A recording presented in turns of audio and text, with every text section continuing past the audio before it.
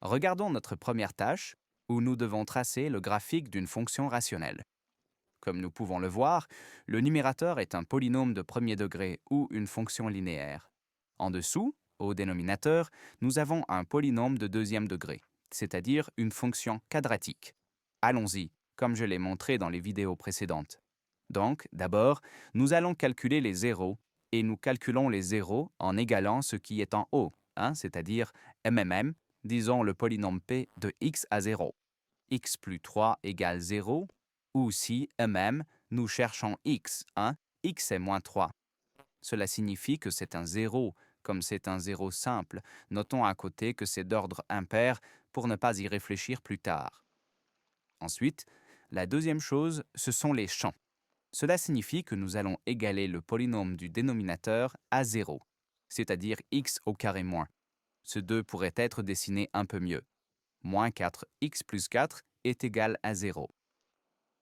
Nous pouvons résoudre cette équation quadratique à l'aide de la règle de Viette, à savoir x moins 2, car moins 2 fois moins 2 fait 4, moins 2 fait moins 4.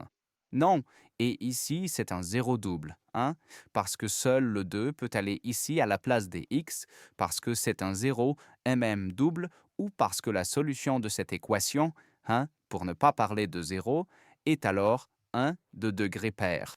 Ça veut dire dessinons un petit s à côté. La chose suivante, intersection. Avec l'axe I, calculons f de 0. Cela signifie que partout où il y a x, nous insérons 0. Qu'est-ce que cela signifie? Cela signifie qu'ici, ce sera 0 plus 3, n'est-ce pas? Nous aurons 3 en haut, en bas, nous aurons 4. C'est-à-dire 3 quarts est l'intersection, même avec l'axe des ordonnées, où nous obtenons le point 0, 3 quarts. La dernière chose qui nous reste est l'asymptote.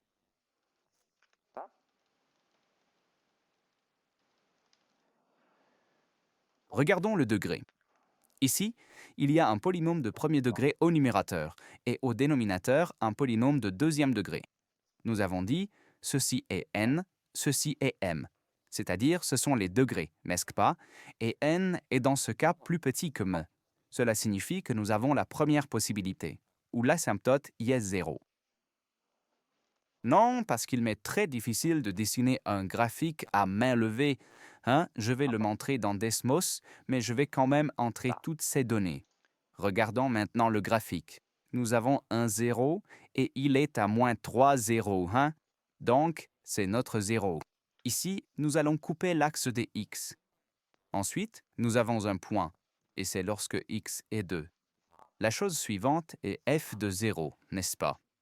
Ce sera à 0,75. La prochaine chose. L'asymptote y est 0 et nous voyons que nous allons ici couper l'asymptote. Alors, comment dessinons-nous cela maintenant? Oui, si nous avons ici en haut l'intersection avec l'axe I point, n'est-ce pas?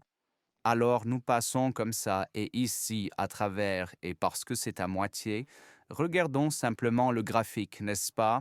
Comme nous avons un pôle de degré pair, le graphique se reflète ensuite à travers ce pôle où nous commençons à dessiner de l'autre côté.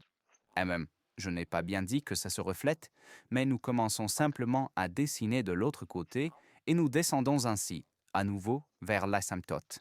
Donc, nous ne coupons jamais l'asymptote. Sauf en ce point, n'est-ce pas, disons, si c'est 0 ou plus tard, nous calculerons l'intersection avec l'asymptote. Donc, nous avons un 0, n'est-ce pas, c'est-à-dire un degré impair. Bon, alors on peut encore marquer cela, n'est-ce pas? L'intersection avec l'axe I, c'est notre f de 0, et puis l'asymptote y est 0, n'est-ce pas? C'est cette ligne pointillée, ou plutôt c'est notre axe des abscisses. C'est le graphique de notre première fonction rationnelle.